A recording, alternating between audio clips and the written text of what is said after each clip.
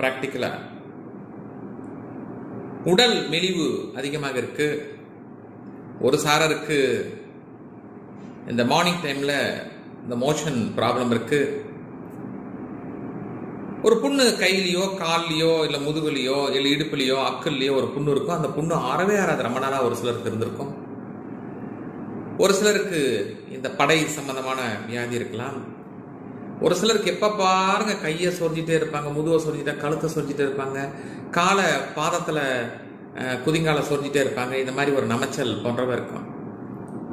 ஒரு சிலருக்கு என்னன்னு கேட்டிங்கன்னா, டாக்டர்கிட்ட போய் செக் பண்ணுவாங்க, திருமணம் ஆயிருக்கும். திருமணம் ஆயிட்டு, சார் உங்களுக்கு இந்த கொஞ்சம் உயிரணுக்கள் கவுண்டிங் கொஞ்சம் கம்மியாக இருக்குது, அதை நீங்கள் கொஞ்சம் டெவலப் பண்ணணும் சார் அப்படிங்கிற மாதிரி டாக்டர் சொல்லுவார்.